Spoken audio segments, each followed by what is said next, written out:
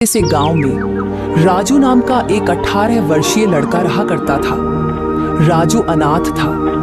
उसकी माँ उसे जन्म देते ही चल बसी और उसके पिता ही उसे पालने के एकमात्र सहारा थे। जब राजू 8 साल का था तो उसके पिता किसी काम से जंगल गए और फिर कभी लौटकर नहीं आए। उसके बाद राजू पूरी तरह अकेला हो गया। राजू गांव की एक टूटी फूटी झोपड़ी में रहता था।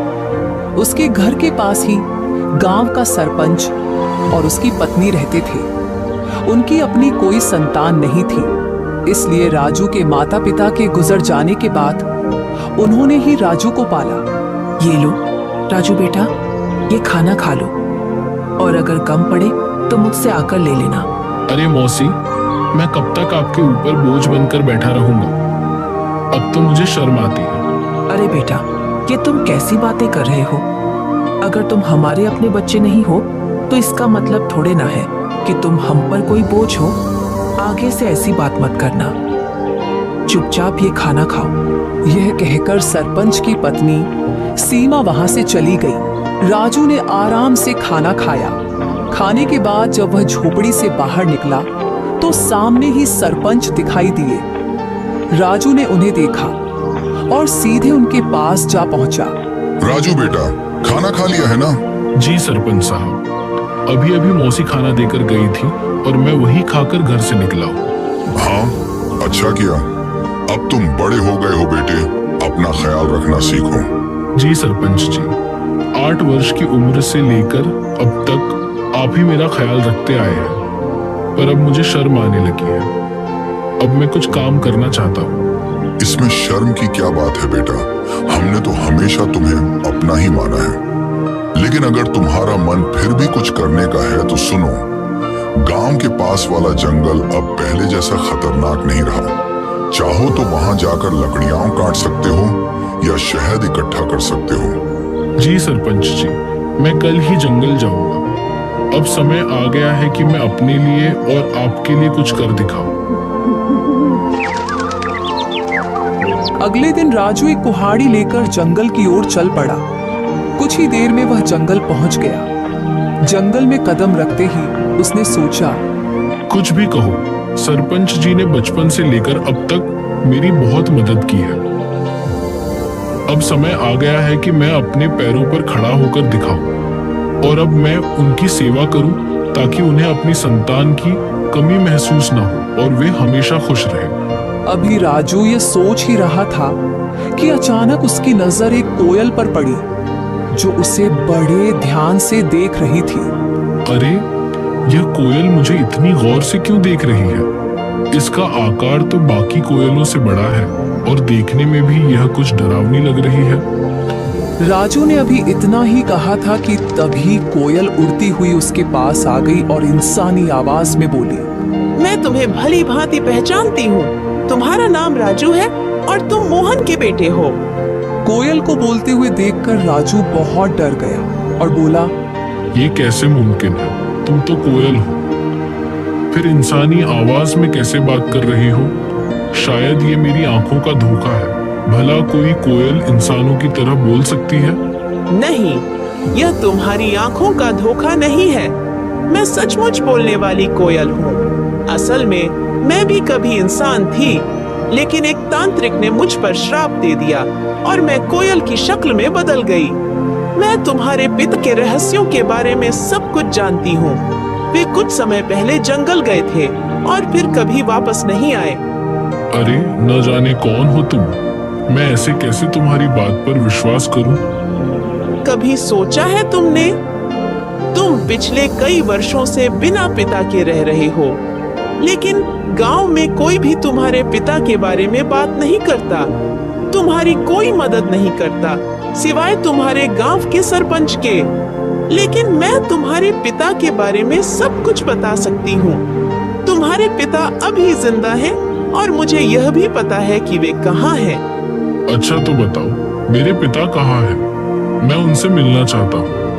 मैं तुम्हें जरूर बताऊंगी, मगर उससे पहले तुम्हें मुझे इस श्राप से मुक्त कराना होगा। राजू को न जाने क्यों उस कोयल से डर महसूस होने लगा। अरे, मुझे तो लगता है कि यह कोई राक्षस है जो मुझे अपने जाल में फंसा रहा है। इससे पहले कि यह मुझे नुकसान पहुंचाए, मुझे यहाँ से भागना होगा। यह सोचते ही राजू तेजी से गांव की ओर दौड़ पड़ा और कुछ ही पलों में अपने घर पहुंच गया।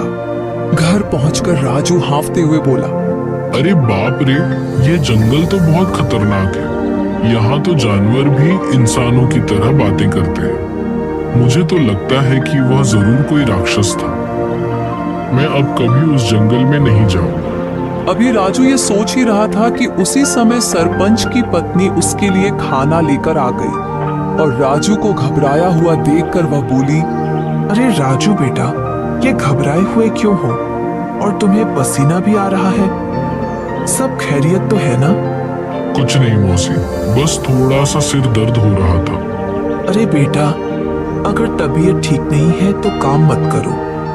लो, पहले ये खाना खा लो और थोड़ा आराम कर लो। राजू ने मौसी से सर दर्द का बहाना बनाकर सच्चाई छिपा ली। मौसी ने ज्यादा सवाल नहीं किए, बस खाना उसके हाथ में दिया और धीरे से कमरे से बाहर चली गई। राजू ने खाना खाया और सो गया।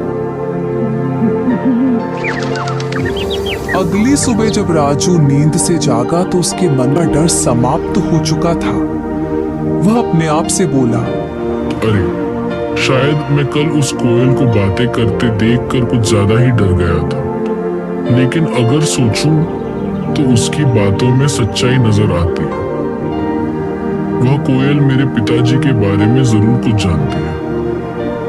और यह भी सच है कि गांव में कोई मेरे पिताजी के बारे में बात नहीं करता। जब भी मैंने सरपंच जी से अपने पिताजी के बारे में पूछा, उन्होंने हमेशा बात टाल दी। बस इतना ही कहा कि मेरी माँ जन्म देते ही चल बसी और मेरे पिताजी कई साल पहले जंगल गए थे, जो फिर कभी वापस नहीं आए। मुझे उस जंगल में जाना चाहिए और उस कोयल को ढूंढकर अपने पिताजी के बारे में पूछना चाहिए।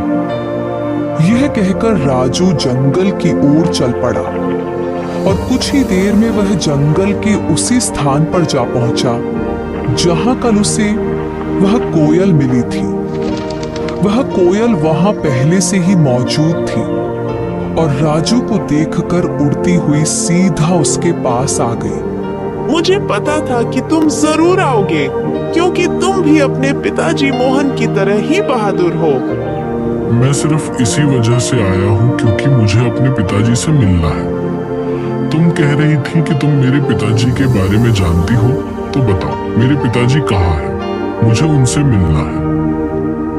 कल मैंने कहा था कि इसके लिए पहले तुम्हें मुझे इस श्राप से मुक्त कराना होगा, लेकिन तुम चिंता मत करो, मैं तुम्हारी मदद करना चाहती हूँ। तुम मुझे अपना दोस्त समझो। मैं जानती हूँ कि तुम बचपन से ही गरीबी से जूझ रहे हो और कभी कभी इस बात पर तुम्हें शर्म भी आती है।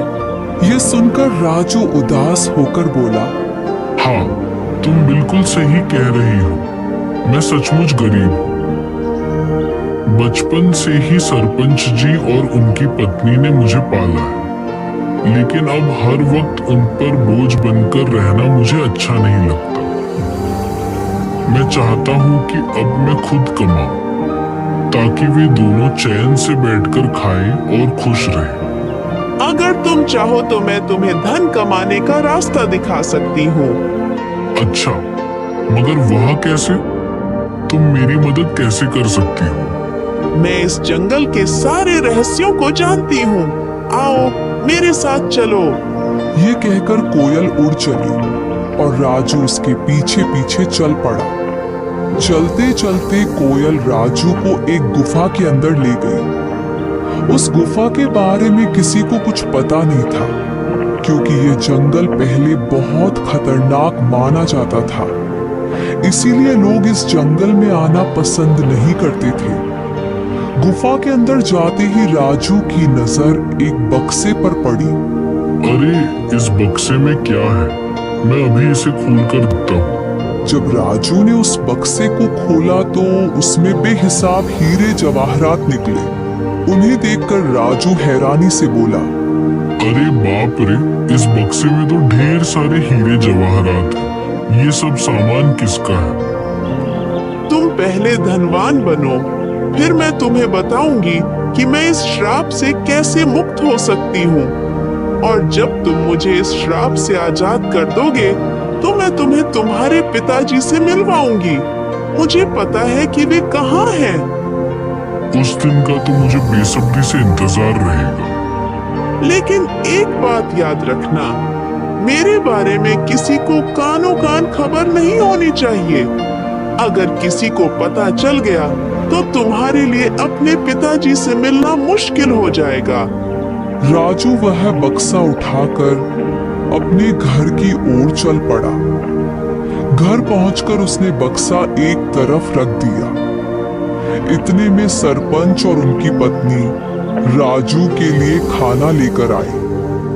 जब उन्होंने एक तरफ रखा हुआ बक्सा देखा तो सरपंच ने राजू से पूछा, राजू बेटा, ये बक्सा कहाँ से आया और इसमें क्या है? सरपंच के पूछने पर राजू को कुछ समझ नहीं आया कि वह सरपंच साहब को क्या जवाब दे। इतने में सरपंच की बीवी ने बक्सा खोला और उसमें कीमती हीरे और जवाहरात देखकर बोली, राजू बेटा, तेरे पास ये इतने हीरे और जवाहरात कहाँ से आए हैं? राजू उन्हें सब कुछ सच बता देता, लेकिन वह कोयल की बातें याद कर रहा था जिसने उसे सख्ती से मना किया था। इसलिए उसने कुछ और ही बता दिया। मौसी, मैं जंगल में लकड़ियां काटने गया था। लकड़ियां काटते काटते मैं काफी आगे निकल गया और वहां मुझे एक गुफा दिखाई दी। जब मैं उस गुफा के अंदर गया तो वहां मुझे यह बक्सा दिखाई दिया। मैंने उसे वहीं से उठाया और घर ले आया। राजू, तुमने यह ठीक नहीं किया। हो सकता है ये सारे हीरे जवाहरात बादशाह के हों। शायद उसने इन्हें वहां सुरक्षित रखा था। अगर ये बात कहीं बादशाह तक पहुंच गई तो वह हमें सख्त सजा देगा। सरपंच के मन में गहरा डर बैठ गया था। अगर ये बात किसी तरह बादशाह तक पहुंच गई तो वह हमें सख्त सजा देगा। इससे पहले कि ये बात बादशाह तक पहुंचे कि किसी ने उसका सोना चुरा लिया है, हमें तुरंत ये सोना बादशाह के पास पहुंचा देना होगा। सरपंच की बातें सुनकर राजू ने सोचा, अब सरपंच जी को कैसे बताऊं कि ये हीरे और जवाहरात बादशाह के नहीं हैं? ये तो मुझे वही कोयल ने दिए। लेकिन अगर मैंने सरपंच साहब को कोयल के बारे में बता दिया तो मेरे लिए अपने पिताजी से मिलना मुश्किल हो जाएगा और मेरे लिए इन हीरे और जवाहरात से ज्यादा अपने पिताजी से मिलना जरूरी है। राजू के लिए इन हीरे और जवाहरात से ज्यादा अपने पिताजी से मिलना जरूरी था। इसलिए वह सरपंच के कहने पर बादशाह को हीरे और जवाहरात देने के लिए राजी हो गया। ठीक है सरपंच साहब, जैसा आप कहें। हम अभी यह बक्सा बादशाह को दे आते हैं। यह कहकर राजू ने वह बक्सा अपने सर पर उठा लिया। फिर वह और सरपंच बादशाह की ओर चल पड़े और कुछ ही देर में वे बादशाह के दरबार में दाखिल हो गए। बादशाह के सामने बक्सा रखकर सरपंच ने कहा, बादशाह सलामत। ये लड़का मेरा पड़ोसी है। ये लकड़ियां काटने जंगल गया था और वहां एक गुफा में इसे ये हीरे जवाहरात का बक्स मिला। हमें शक हुआ कि शायद ये आपका ही है, इसलिए हम इसे फौरन आपके दरबार में ले आए हैं।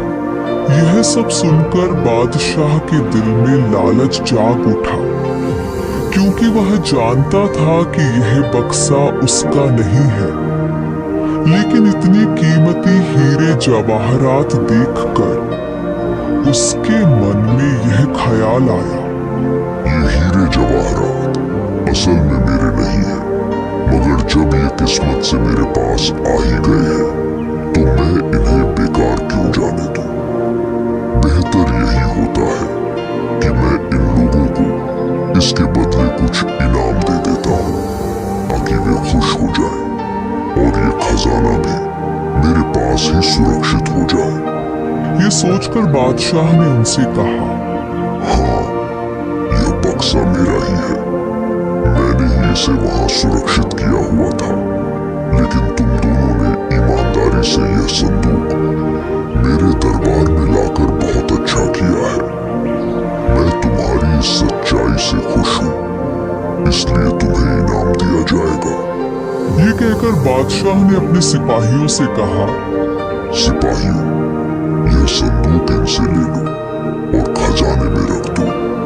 और हाँ, इन्होंने ईमानदारी का सबूत दिया है, इसलिए मेरे खजाने से इन्हें इनाम के तौर पर कुछ धन दे दिया जाए ताकि ये खुश भी हो जाए और दूसरों के लिए एक मिसाल भी बने।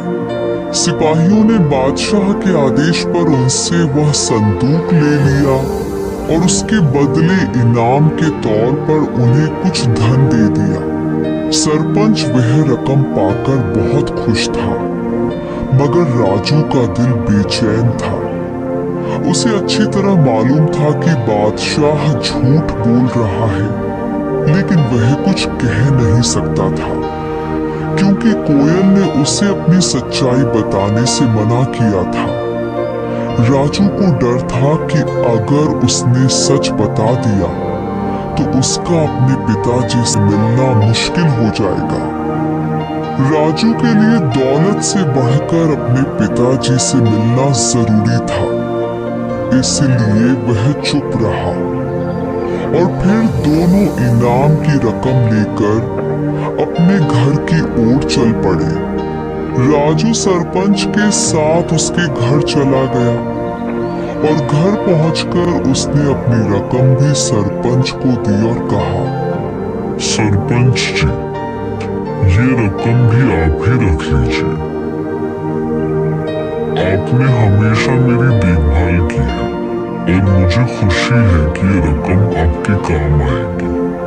सरपंच को वो रकम देकर राजू वहां से चला गया और अगले दिन सुबह होते ही राजू फिर से जंगल की ओर चल पड़ा और कुछ ही देर में वह जंगल की उसी जगह पहुंच गया जहां उसे वह कोयल मिली थी। तभी वहां एक साधु आ पहुंचा जो एक बरगद के नीचे बैठा था। उसने राजू से पूछा, अरे बेटा, तुम कौन हो और इस जंगल में क्या कर रहे हो? मैं मोहन का बेटा और मैं इस जंगल में आता जाता रहता हूँ। ये सुनकर साधु चौंक तो गया मगर कुछ नहीं बोला और चुपचाप वहां से चला गया। साधु के जाते ही कोयल उड़ती हुई वहां आ पहुंची। वह साधु तुमसे क्या कह रहा था? कुछ नहीं, वह बस पूछ रहा था कि तुम कौन और यहाँ क्या कर रहे हो। मैंने बताया कि मैं मोहन का बेटा हूँ और यहाँ आता जाता रहता हूँ। यह साधु असल में एक धोखेबाज है। उसने सिर्फ साधु का वेश ओढ़ रखा है, लेकिन अंदर से वह एक शैतान है। मुझे उस साधु से कोई मतलब नहीं है। मुझे सिर्फ तुम और अपने पिताजी की परवाह है। बस तुम बताओ कि मैं तुम्हें उस श्राप से कैसे मुक्त करवा सकता हूँ। अच्छा, तो चलो फिर मेरे साथ। वह राजू को एक गुफा के अंदर ले आई जहां एक शीशे की बोतल पड़ी थी जिसमें जल भरा हुआ था। कल पूर्णिमा की रात है। तुम्हें आधी रात को इसी जगह आकर आंखें बंद करके उस बोतल को तोड़ना होगा। बोतल टूटते ही मैं शराब के प्रभाव से मुक्त हो जाऊंगी और फिर तुम्हें यह राज बताऊंगी कि तुम्हारे पिता कहाँ हैं। क्या मैं इस बोतल को अभी तोड़ दूं? नहीं, कल पूर्णिमा की रात है, तुम इसे सिर्फ कल ही तोड़ सकते हो। इतना कहकर वह कोयल वहां से उड़ गई और राजू भी अपने घर की तरफ चल पड़ा। और दूसरी तरफ वह साधु छुप कर उन दोनों की बातें सुन रहा था। वह भी राजू के पीछे चल पड़ा। जब राजू अपने घर के करीब पहुंचा तो उसने साधु को अपने पीछे आते देखा और वहीं रुक गया। साधु करीब आकर राजू से बोला, मैंने अपनी आंखों से देखा है कि तुम कोयल से बात कर रहे थे। देखो, तुम इस कोयल को नहीं जानते। वह कोई साधारण कोयल नहीं है, मैं सब जानता हूँ। लेकिन वह कोयल मेरे पिताजी के बारे में जानती है और मैं किसी भी कीमत पर अपने पिताजी को पाना चाहता हूँ। तुम्हारे पिताजी अब इस संसार में नहीं रहे। वह कोयल तुम्हें फंसाकर श्राप से मुक्ति पाना चाहती है। यह सुनकर राजू क्रोधित हो गया।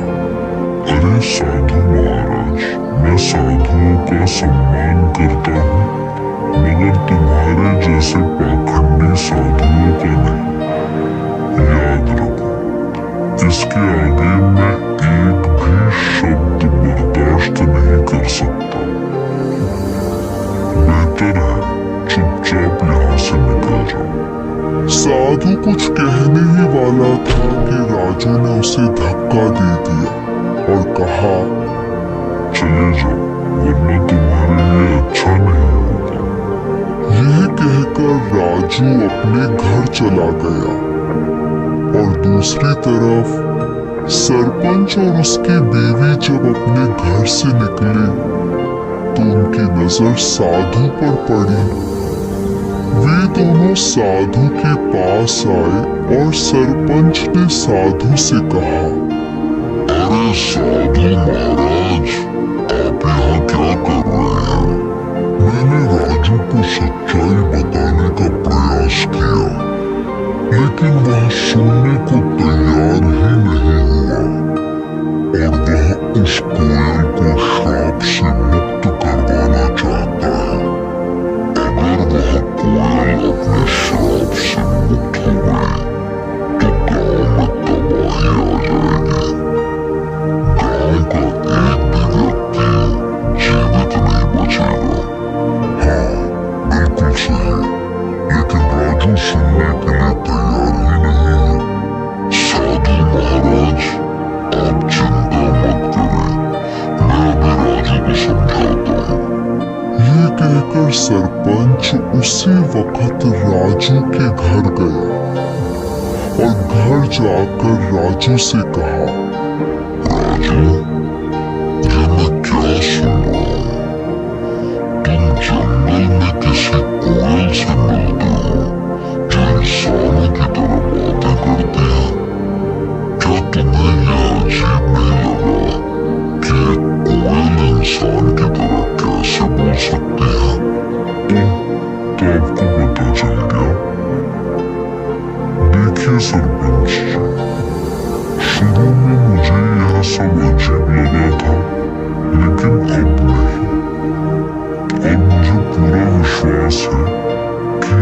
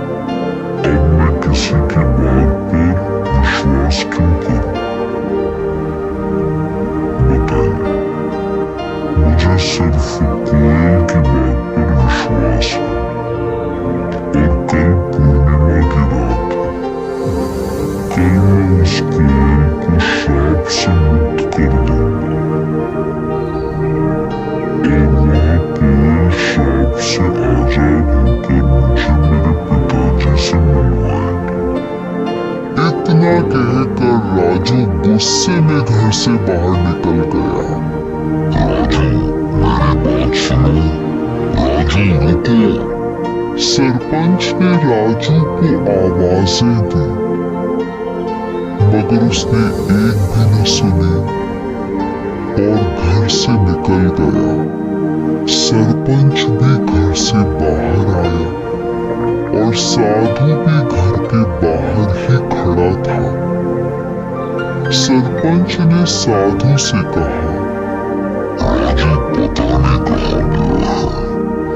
अब हमें कल तक का इंतजार करना होगा और जंगल में जाकर राजू को बोतल तोड़ने से रोकना होगा। अगली रात साधु सरपंच को लेकर जंगल में उस गुफा के पास ले गया और कहा, यही वह गुफा है जहाँ वह बोतल पड़ी है जिसमें उस डायन कोयल की शक्तियाँ हैं। राजू यहाँ आता ही होगा। हम एक तरफ छुप जाते हैं। यह कहकर वे दोनों गुफा के एक तरफ छुप गए और उसी वक्त राजू वहां आ जाता है।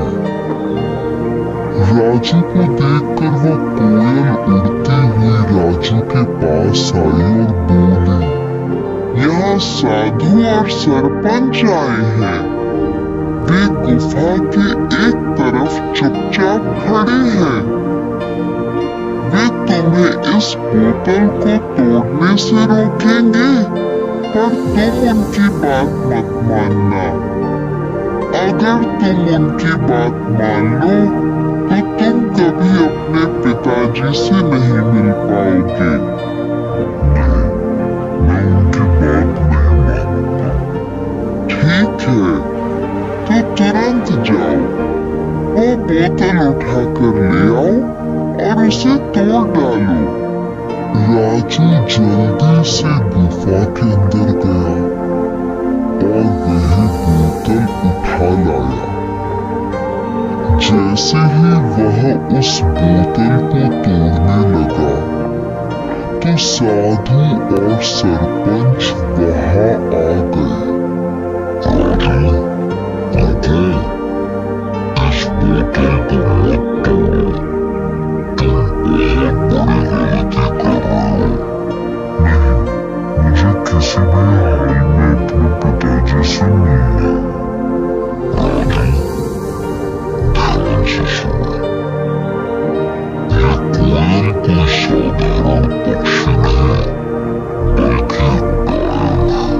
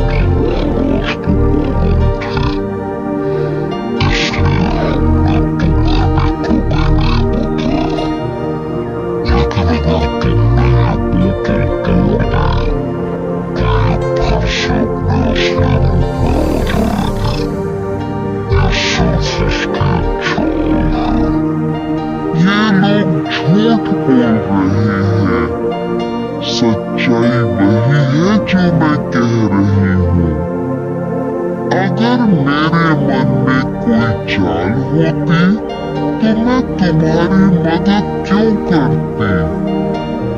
क्या गांव वालों ने कभी तुम्हारी मदद की? नहीं, तुम्हें धन सामान हीरे मोती सब मैंने दिए। अब मैं तुम्हें तुम्हारे पिताजी से भी मिलवा रही हूँ। राजू भ्रम में पड़ गया और उसने वह बोतल जमीन पर फेंक कर तोड़ दी।